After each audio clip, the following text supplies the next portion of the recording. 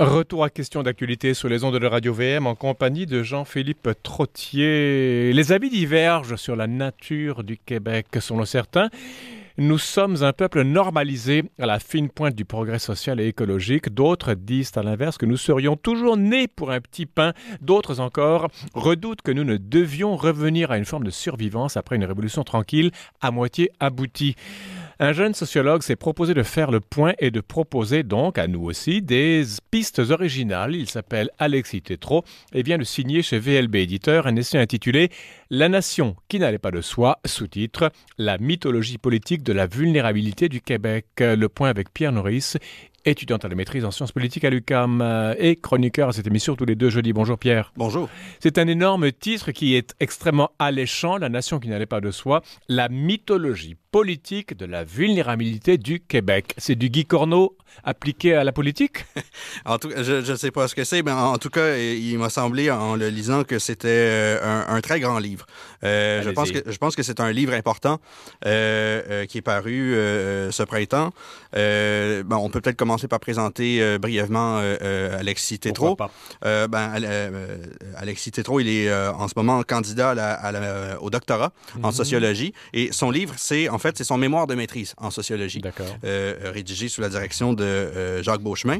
Et c'est un essai politique nationaliste, indépendantiste, qui tranche avec bon nombre d'autres essais politiques contemporains au Québec, et pour le mieux. Et on verra. Oui, pour le pire, c'est quelquefois un peu difficile. Ouais. Alors justement, mythologie politique. Alors là, c'est la première fois que j'entends ce mot-là dans un essai nationaliste. Bon, a fortiori, si c'était fédéraliste, le mot mythologie a disparu complètement. Bien sûr. Mais chez les nationalistes, c'est un terrain un peu glissant. Alors là, mythologie politique, qu'est-ce qu'il veut dire par ça, Alexis Tétrault? En fait, on parle de mythes. Donc, les mythes, c'est une série d'images, de récits qu'on a sur nous-mêmes ou sur soi-même. Et c'est une espèce de récit qui vient mouvoir un peuple au-delà de simplement des constitutions, des lois, des systèmes. Un mythe, ça vient parler à l'âme, ça vient chercher ce qu'il y a de plus profond. Ça nous renvoie à une certaine grandeur, à quelque chose d'un peu... transcendant, exact. Et vous avez raison que c'est en général absent depuis, disons, 50 ou 60 ans là, dans le discours nationaliste. Mais c'est aussi absent, on pourrait le dire, dans la recherche. Et M. Tétrault en parle au début de son ouvrage.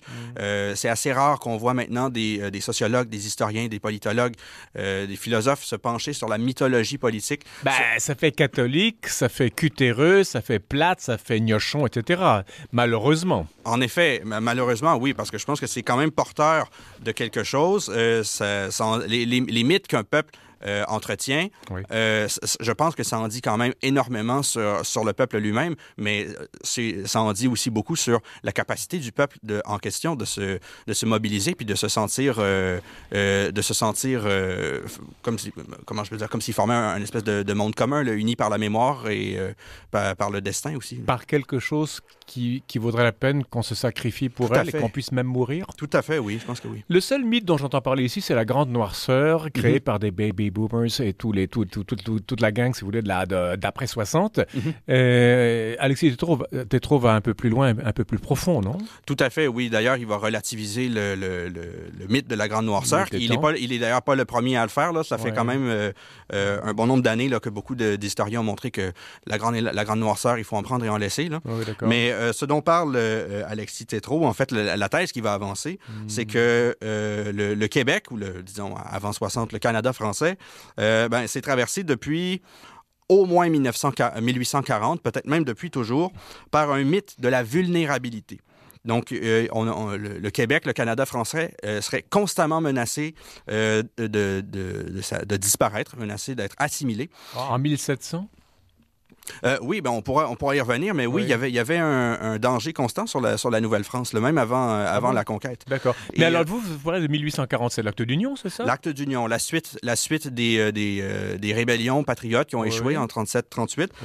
À partir du moment où il y a l'acte d'union, bien le Bas-Canada, qui était le nom du Québec actuel, est unifié avec le Haut-Canada, qui est l'Ontario, Parlement unique, anglais comme unique langue officielle, avec le projet inscrit en toutes lettres dans le rapport Durham d'assimiler le Canada français. C'était la politique officielle du Royaume-Uni. Alors que le traité de Paris de 1763 qui cède le Canada à la couronne britannique, on n'a fait que changer de couronne, mais il y a eu le serment il y a eu ensuite 11 ans de serment du test et tout ça, l'acte de Québec en 1774 qui rétablit les francophones dans leurs droits normaux, si vous voulez, Pierre Norris.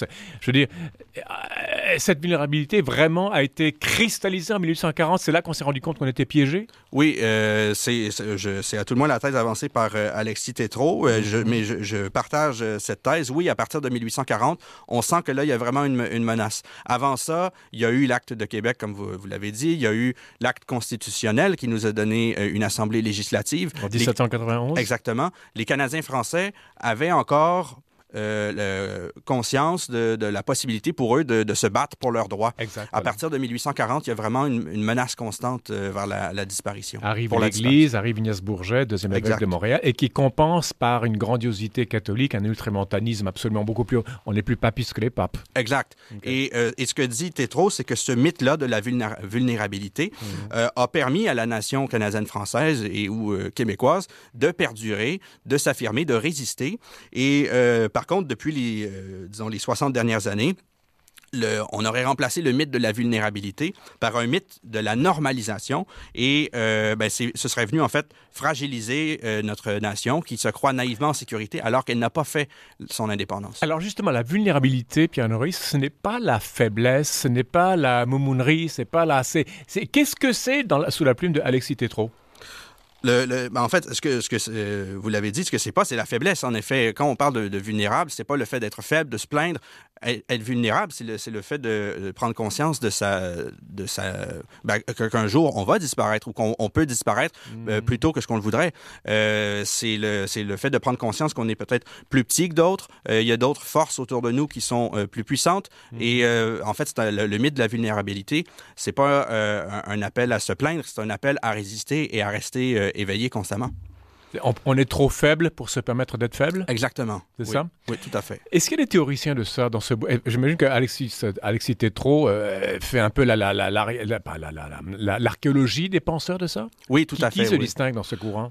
Disons, le père fondateur du mythe de la vulnérabilité, ce serait François-Xavier Garneau, notre premier historien national qui a écrit Histoire du Canada, tout de suite après l'acte d'union. Oui. Et Garneau, dans son livre, en fait, il termine son histoire avec l'acte d'union et il appelle les Canadiens français à survivre culturellement, à rester accrochés à leur tradition, à leur culture, à leurs coutumes et à se tenir serrés pour pouvoir traverser l'épreuve. Et à partir de là, à partir de Garneau, les élites canadiennes-françaises, que ce soit politiques ou intellectuelles, vont entretenir ce mythe-là de la vulnérabilité comme, je le disais, comme un appel à la résistance, à l'avancement. C'était un peu l'idée que de la faiblesse apparente va naître une force. Qui d'autre va suivre dans les traces de François-Xavier Garneau? Oui, bien en fait, peut-être au début, vous avez parlé de la Nouvelle-France. Oui. Oui, on peut revenir en arrière, oui. Oui, c'est juste pour dire, avant de continuer cette archéologie-là, il faut montrer que, et Tétrault insiste là-dessus, il y a quand même des traces du mythe de la vulnérabilité dès la Nouvelle-France. C'est ça qui m'étonne, ça. En fait, on lit Marie de l'Incarnation, et pour ça, on peut se référer au dernier livre de Carl Bergeron, la Grande Marie ou le luxe de sainteté. Il cite Marie de l'Incarnation qui parle d'un pays flottant et incertain. Il faut savoir que Montréal, la Nouvelle-France, les établissements de la colonie étaient constamment attaqués par les Iroquois. La nation, je parle de nation, mais disons que c'est la nation en gestation, mais la Nouvelle-France était constamment attaquée. L'avenir de la Nouvelle-France n'était jamais assuré. Et si on regarde tous les grands penseurs qui vont parler et défendre l'idée du mythe de la vulnérabilité, ils vont constamment se référer à la Nouvelle-France. La Nouvelle-France comme réservoir mémoriel d'exploits et de grandeur. Tétreault parle de Lionel Groulx, qui a célébré, quitte à les enjoliver un peu, les faits d'armes et les exploits de Dollard des Ormeaux, les explorations de la Vérandrie. Il parle aussi de l'historien Guy Frégault, qui va montrer que pendant les 30 ans de paix entre 1713 et 1744, la Nouvelle-France va connaître donc 30 ans de paix sans guerre, sans grands événements, sans grands hommes d'État, gouverneurs qui va sortir du lot. On va voir dans ces 30 ans-là un peuple authentique qui va se construire le long du Saint-Laurent par la somme de travail minutieux qui s'est minutieux, disons, d'une multitude de petites gens qui font, anonymes. Et qui nourrissent l'âme d'un peuple. Exactement. Qui constituent peu à peu un socle national. Alexis Tétreault, donc, chez VLB Éditeur, un essai intitulé « La nation qui n'allait pas de soi, la mythologie politique de la vulnérabilité du Québec ». Est-ce qu'il y a deux écoles d'histoire? Il y a l'École de Montréal, l'École de Québec, qui s'opposent sur bien des choses. Est-ce que là, Alexis Tétreault évoque également ces deux... Vous avez parlé de Guy Frégault, qui lui est de l'École de Montréal? Exactement, oui. Donc, est-ce qu'il oppose les deux écoles, Montréal et Québec, ou pas? Oui, tout à fait. Tétreault montre que, en fait, il prend un peu à revers une théorie qui s'est répandue dans ces dernières années, là, l'effet qu'il y aurait eu une rupture totale entre le nationalisme de Lionel Groulx et celui de l'École historique de Montréal, qui était représenté par des historiens comme Maurice Séguin, Guy Frégault ou Michel Brunet. Et cette école-là, c'est celle qui va inspirer directement le néo-nationalisme des années 60, celui qui était porté par la Révolution tranquille. On parle maintenant d'une identification à l'État du Québec plutôt qu'à la nation culturelle ou ethno-culturelle canadienne-française. On vient minimiser le catholicisme dans l'identité nationale et on mise davantage sur la langue française. Tétreault, il vient relativiser la rupture qu'il y aurait eu entre Groulx et l'École de Montréal. Pour lui, et je suis assez d'accord avec sa thèse, bien sûr qu'il y a des différences, là, ça, c'est indéniable. Mais Groulx a toujours été un apôtre de l'action. Groulx a passé son temps à appeler les Canadiens français à se prendre en main, à agir politiquement. C'était pas simplement une survie culturelle, chacun accroché localement à ses coutumes. On parle avec Groulx d'une action politique. Groulx appelait à se servir de l'État québécois pour que les Canadiens français se prennent en main économiquement, socialement, et jusqu'à ce que, Groulx l'a évoqué souvent toute sa vie, jusqu'à ce que l'indépendance soit possible à moyen ou long terme. Donc, c'est certain qu'il y a des différences. Les néo-nationalistes partent d'une autre méthodologie, d'un autre angle de vue, mais ils s'en vont quand même dans la même direction que Groulx, peut-être en accélérant le pas, mais ils s'en vont dans la même direction. Je pense qu'Alexis Tétreault parle de Trudeau père, non? Oui, tout à fait.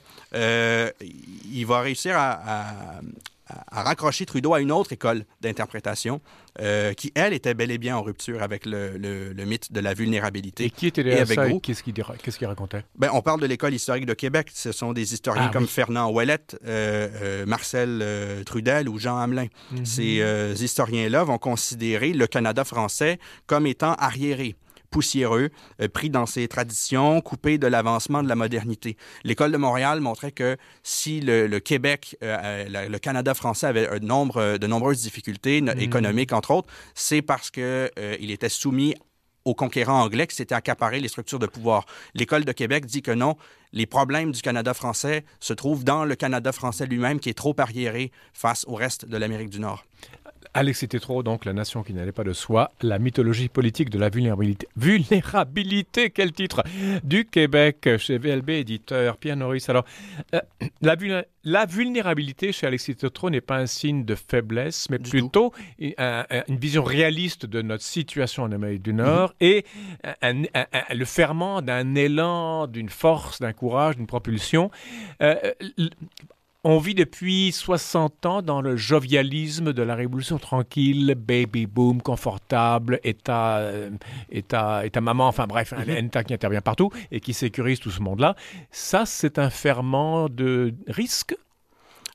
Ce l'est devenu.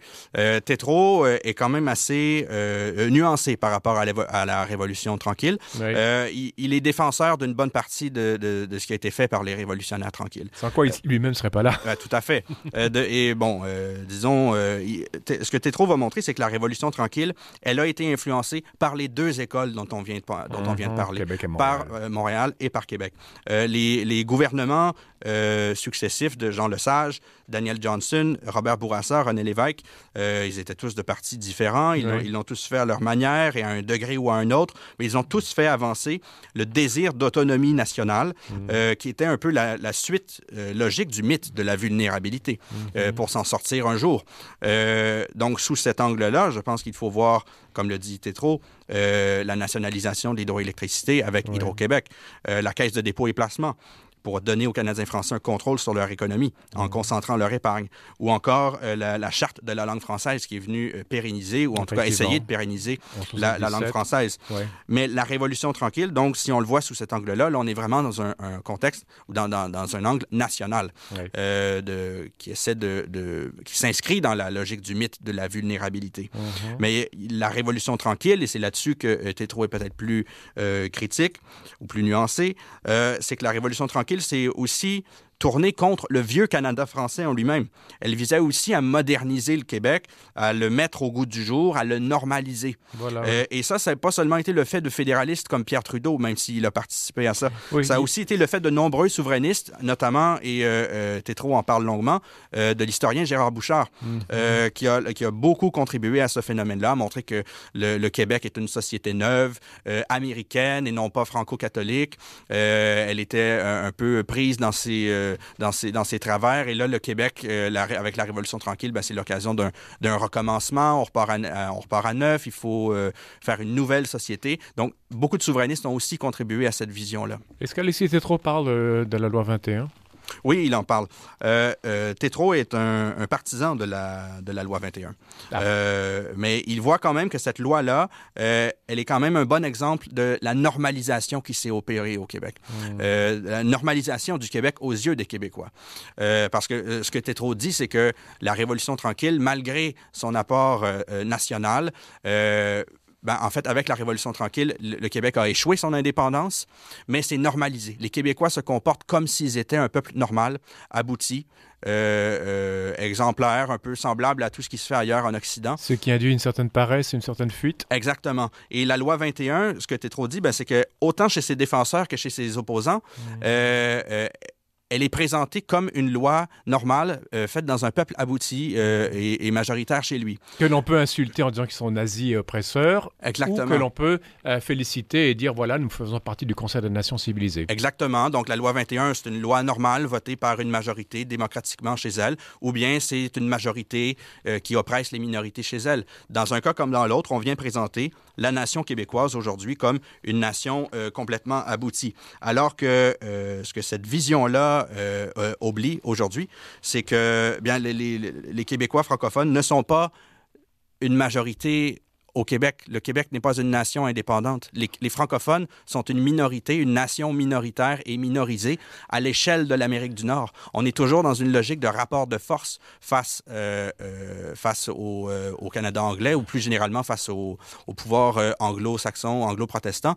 Et c'est toujours ça qui permet d'expliquer la condition québécoise. Le Québec n'est pas une nation, une société normale et majoritaire chez elle. Alexis Tétrault, chez VLB Éditeur, un essai intitulé « La nation qui n'allait pas de soi, la mythologie politique de la vulnérabilité du Québec ». Pierre Norris, vous, enfin un nationaliste qui essaie d'avoir un peu de profondeur métaphysique dans son analyse, ce qui est assez rare. Est-ce que c'est malgré tout un livre par et pour des nationalistes?